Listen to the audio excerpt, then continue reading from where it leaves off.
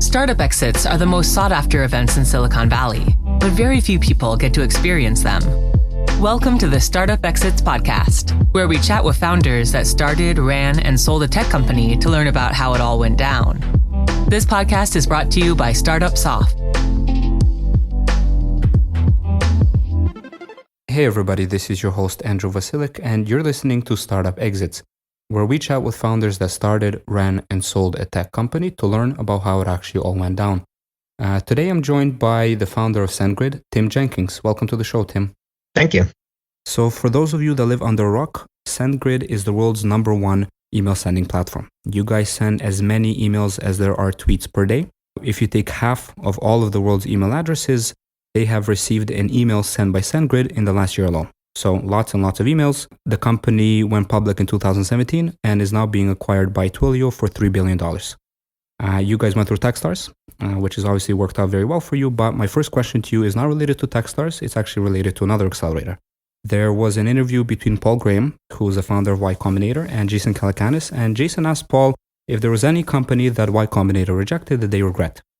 And Paul didn't mention any names, but he did mention a company that applied, got rejected, received a very, very low score by one of the partners of Y Combinator, and was labeled as a spam company. That company then went to another accelerator and became a huge hit. So my first question to you is, did you guys ever apply to Y Combinator? Yes, we did apply to Y Combinator and Techstars at the same time, and we were rejected by Y Combinator. So you guys were the one that got away. But nonetheless, I think Techstars has worked out pretty well for you guys. Yeah, I've been very happy with what Techstars has done for us. Yeah, and I think the value kind of goes both ways in the sense that you guys were the first public company that came out of Techstars and is just regarded as one of the largest successes that ever came out of the program. But when you guys first came to Techstars, you were not known as SendGrid. You were known as smtpapi.com. Who came up with his name? That was Isaac. It rolls right off the tongue, right? Yeah, and I think you guys won the geekiest name that came out of Techstars. Is that right? Yeah, it definitely it was nerdy enough that people knew what we were doing, but also so nerdy that we were mocked relentlessly for the first week of Techstars until we changed it. So you guys changed the name pretty quickly, and what also happened very quickly for you guys is you reached product market fit very early on. And that's just a very big milestone to hit for any startup. Do you feel like the fact that you guys hit product market fit so early had anything to do with the fact that you guys, when you started SendGrid, you were solving a problem that you guys had? So in other words, you were potentially customers of your own product, therefore you knew the needs of the customers better and you could hit the product market fit sooner. Is that kind of the way that it went down? I think it definitely helps the fact that we as developers know what developers need and kind of think that way. I think that it really helped, along with the fact that a lot of times people try and create companies that fill a portion of a need that some other competitor doesn't fill, versus we were really filling an industry that didn't exist. And I think that it really helped with initial adoption, where people were like, well, we're willing to give this a try because it fits 80% of what we need. And we work on the rest as time goes on. And I think product market fit is one of those things that sort of means different things to different people and different companies. What would you say product market fit means to you? It's where the product that you're developing fills the needs of the market that you're trying to have adopted. And how would you gauge that? Like, what would you like? Was there a point in SendGrid's history where you guys had this sort of eureka moment where you knew that you hit product market fit? Oh man, I mean, just launch day, really. We had done demo day there at Techstars, and we're like, okay, yeah, we're going out and we're going to celebrate tonight. We're going to go drink some beers. We're going to go have fun. Instead, the TechCrunch article hit about our company existing, and we spent the night provisioning accounts and taking support chats and basically working. The just need that the industry had at the time that we launched was so big that it was really overwhelming. And did you guys raise on demo day? We didn't raise, but we got a term sheet shortly after that, and I think we definitely talked to the investors that gave us the term sheet there at demo day. So there was a point in the early days of the company where you guys had an acquisition offer for somewhere north of 10 million. And at the same time, you guys also had an investment offer from a very well-respected VC, the Foundry Group, and you guys had to take one or the other. Ultimately, you decided to take the investment from Foundry Group and not to sell. What stage was that investment at? That was pretty early on. It was like March of 2010. And we had basically they came with the offer for funding, and that kind of prompted a buyout offer from another company that was interested in acquiring us. And we were originally kind of like, yeah, I'll take the money and run. But fortunately for us, Mark Solon from our board from Highway 12 was like, guys, you've got a lot of potential. We invested in you because we believe in you in the long term. Lots of people believe in you in the long term, believe in yourselves. And I'm very, very glad that we listened to him. And was that the same round where the founder of Techstars, David Cohen, came in at as well? I think that was in the December round. We called it Series A1 or something like that. I don't know what it would be nowadays. It's not quite. We raised like $700K or something, so it's not quite the seed round. But I think that Bullet Time invested in that first round. I'm pretty sure that the Foundry was the only real investor, and everyone else just put in a pro rata. So both of your co-founders, Isaac and Jose, as well as yourself, are all very highly technical people. But ultimately, you were the one that became the CTO, and you stayed in that position all the way up until a couple months after the IPO. In your opinion, what makes a great CTO? I think that it's really understanding tech and the industry and kind of where things are going. The job of the CTO is really to steer the technical direction of the company, and also ideally help steer the technical direction of the community that you're in. And it's really just understanding the trends. What are the things that are going to be beneficial? What's the stuff that's bull and going to drag people down? And how about the managerial side of things? Yeah, I sucked at that. The managerial side, it's really about kind of knowing where you're at and figuring it out in the company that you're at. I don't think that there's it's such a broad role that it's something that can work for where you are and not necessarily be pigeonholed into what somebody else has done. So besides reaching product market fit very early on and having insanely fast growth, as you mentioned previously, SendGrid is known for its culture. You guys are consistently ranked as one of the best workplaces to work at, period. If you had to start a new company and you had to build culture from the ground up, what would your approach be? I think the approach is really about kind of defining what the culture is. With SendGrid, we talk about the 4 H's: humble, hungry, happy, and honest. And it's really about kind of instilling that in people. It's keeping it short. We tried at first to do like 13 piece points for it. And I mean, no one could remember even 2 of them. You get that much. It's way too much. Keeping it simple and keeping it something where people can apply it to themselves. Well, this is what it is. Honest H, I'm talking about this, right? Things where people invoke the cultural mantra and keep it in mind, and just always when you're interviewing, when you're talking about people and performance reviews, all those things, just keeping those cultural objectives in mind is key to making sure that it sticks. And when you guys hired Jim Franklin, he came in as a CEO. He brought this concept of 4 H's from his previous company. So the concept is to essentially hire people that are happy, honest, humble, and hungry. Do you feel like that this concept of 4 H's could apply to pretty much most companies out there, or was there anything about SendGrid that made this concept apply to you guys so well?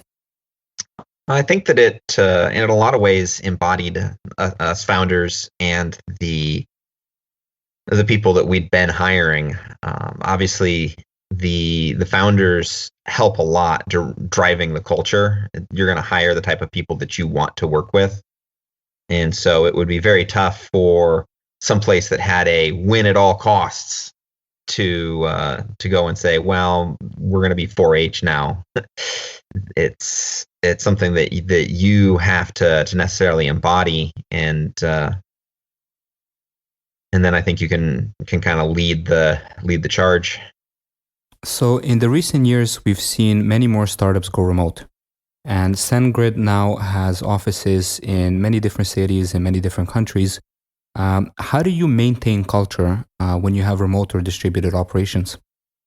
So one of the things that SendGrid does is they hold an annual kickoff. We call it KACO, Kick-Ass Kickoff meeting, where everybody gets together to try and actually mingle and make sure there's at least some connective tissue. When Samir came on, he even added a summer version so that it was every 6 months that people would get together and do that. And that way you don't get this just completely separated culture. But even then, you still get where the feel of the company is going to be different in each location.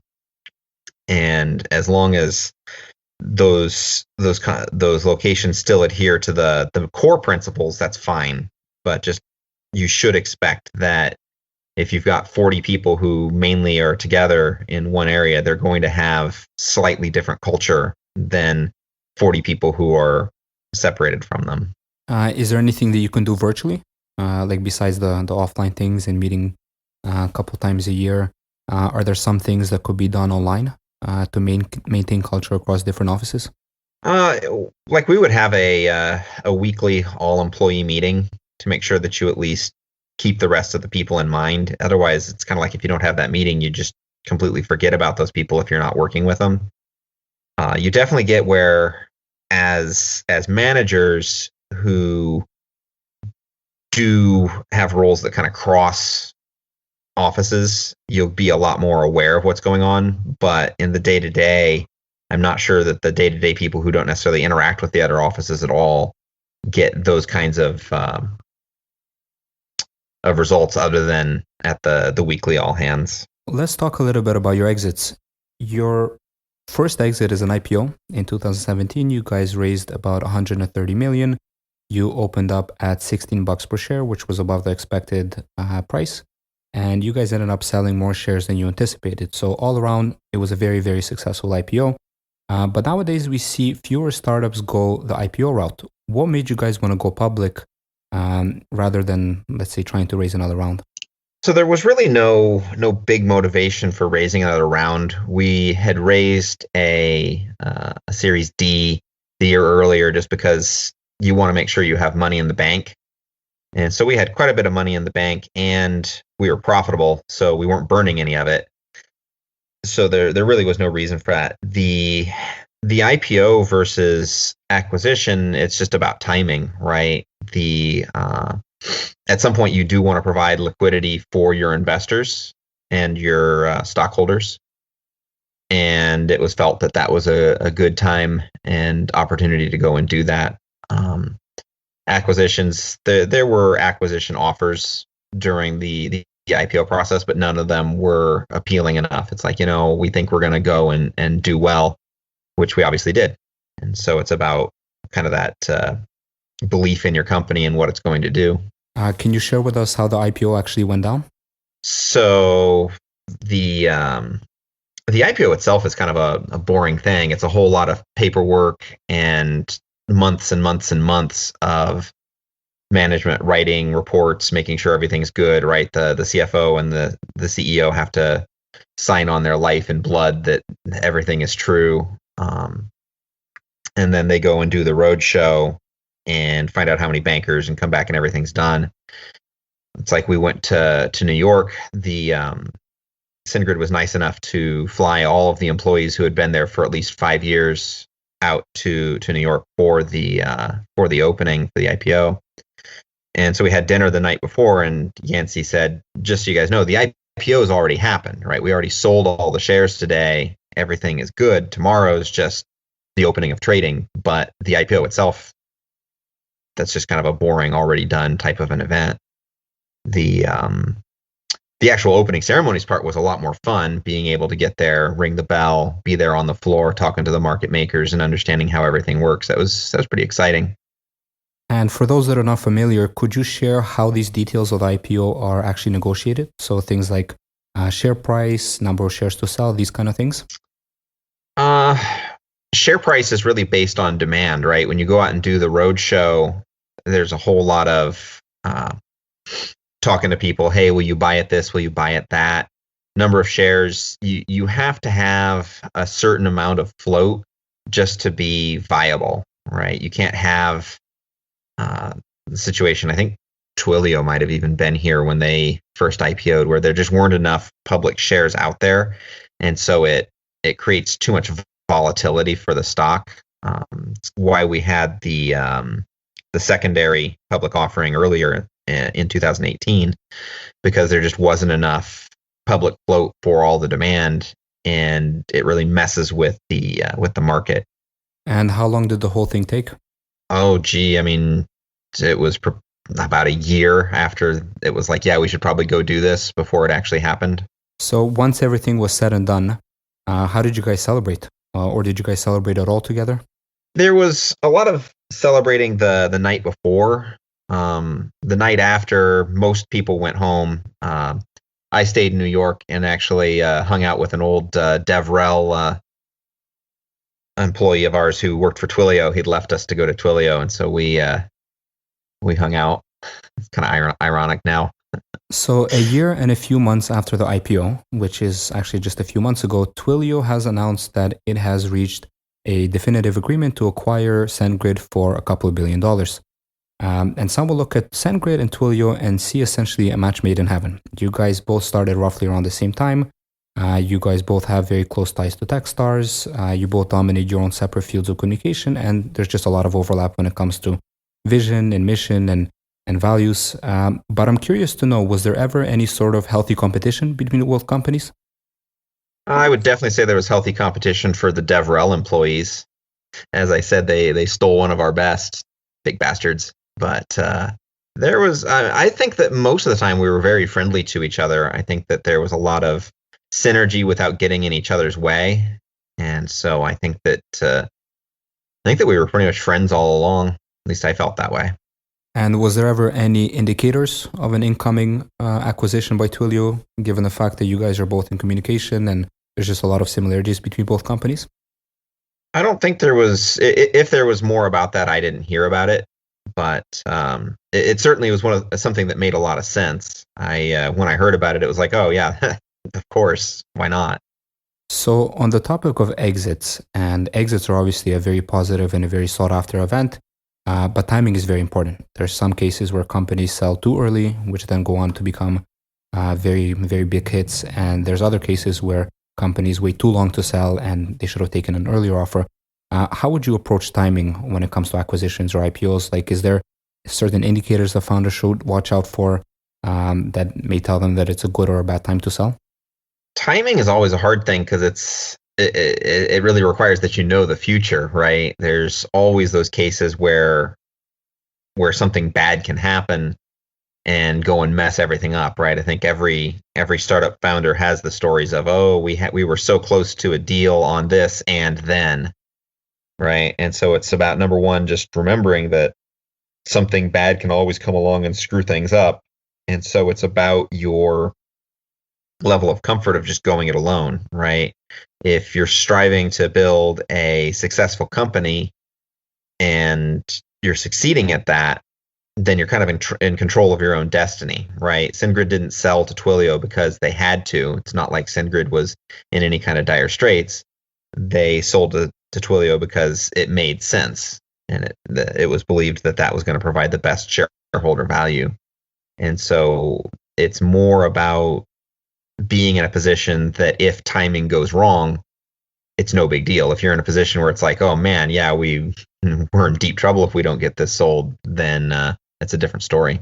So this is a question that I like to ask all of my guests. Founders are told to have an exit strategy. Did you guys have an exit strategy? And if you did, what were some of the companies that you had in your sights? We'd certainly talked about, well, we could sell to this company, could sell to that company. The companies kept having to get bigger and bigger as our valuation kept going up. It went from, well, we could sell to Return Path, we could sell to Engine Yard. We could sell to this and that. To it's like, well, maybe IBM, maybe Microsoft, maybe Salesforce. And it really just is about as you keep growing, getting that target of who you could sell to has to keep getting bigger also. So my last question to you is related to the future of email. Some people are speculating that the era of email is coming to an end, and this has been influenced by the rise of social media, the rise of messengers. In your opinion, what is the future of email look like? So I think people confuse how email is used, right? Person-to-person email is definitely decreasing, right? It's like you sent me an email to set this up, but chances are now you have my contact info, you might send me a text instead.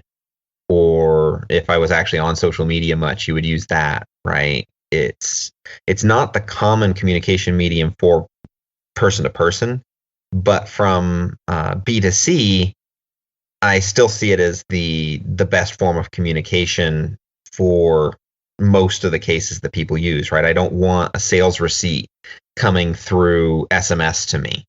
I'm not going to get it as an in-app notification. I certainly don't want it sent to my Facebook page, right? And so while there are sections of email that are definitely decreasing, email as a whole from the B2C standpoint is increasing and is still very, very valuable and very viable. So as we're getting ready to wrap up here, Tim, tell us about what you have going on in your life now and if you have any plans to start another company in the future. Yeah, so life is pretty good. Other than playing Fallout 6 a lot, 76. I spend a lot of time with my kids and my wife, trying to do more of the family thing. I keep extremely busy. I do a lot of mentoring for other people who are in the startup scene and for the university around here for some of their entrepreneurship programs. I do have another company that I'm working on starting up. I've got another co-founder working with me on it. It's not quite ready for me to chat about it here, but you got to do something to keep the mind busy. Yeah, and I think it was a very well-deserved break for you. Tim, I want to thank you very much for being on the show. It was a pleasure to have you on. All right, thanks. Thanks for having me. Thanks for listening. If you enjoyed this episode, subscribe and share it with your friends. Also tag a founder you'd like to see on the show. This podcast is brought to you by Startup Soft. To learn more, visit startupsoft.org